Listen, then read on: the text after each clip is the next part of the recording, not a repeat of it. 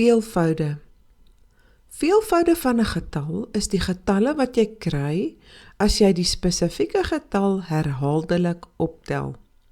Begin by daai getal en dan tel jy dieselfde getal by. Vir getalle 1 tot 12 ken ons die tafels en ons kan maklik die veelvoude opsê. Wanneer ons met getalle groter as 12 werk, moet ons dit bereken deur dit herhaaldelik op te tel. 'n ander manier om te bepaal of 'n getalle veelvoud is deur dit te deel en daar moet nie 'n res oorbly nie. Byvoorbeeld veelvoude van 5 is al daardie getalle waarin 5 gedeel kan word sonder 'n res. Veelvoude van 2. Kom ons hersien gou die 2 maal tafel. Dit is 2, 4, 6 en so aan. Elke tweede getal is 'n veelvoud van 2 en ons tel herhaaldelik aan met 2. Die veelvoude van 5 of die 5 maal tafel. Begin by 5 en sê nou die 5 maal tafel op of tel elke keer met 5 aan. 10, 15 en so aan. Hier is al die veelvoude van 5 van 1 tot by 100. Veelvoude van 12. Het jy al jou 12 maal tafel mooi geleer? 12, 24, 36 en die res van die 12 maal tafel. Hierdie is almal veelvoude van 12. Hoe maak ons met veelvoude van 'n getal groter as 12? Die vraag: wat is die veelvoude van 24? Hier kyk ons na al daardie getalle waarvan ons nie die tafels geleer het nie. Getalle groter as 12. Dit geld vir enige getal. 2-syfer getalle en ook 3-syfer getalle. Ons doen dit op dieselfde manier deur herhaaldelike optelling. Kom ons werk dit gou uit. Ons gaan sommer net die eerste 4 veelvoude van 24 uitwerk en neerskryf. Jy kan self nog veelvoude uitwerk en neerskryf.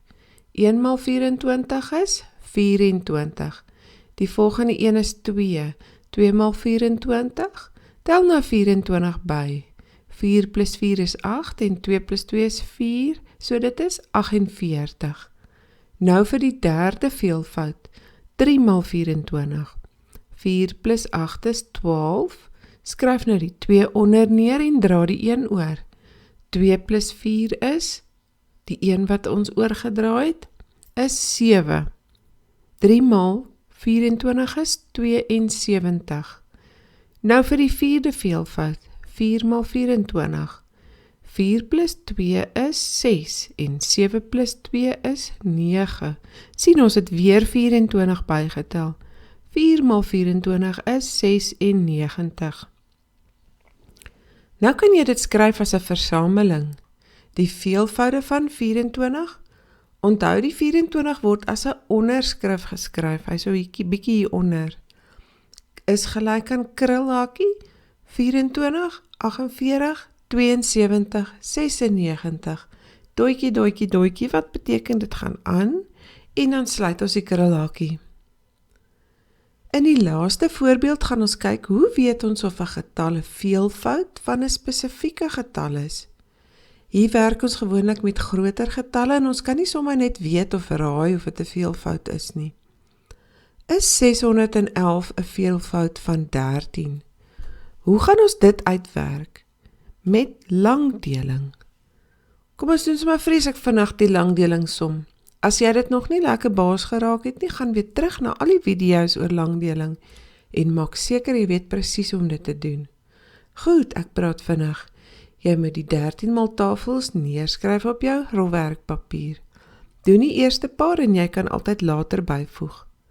13 gaan nie in 6 in nie, so ons maak 'n kolletjie.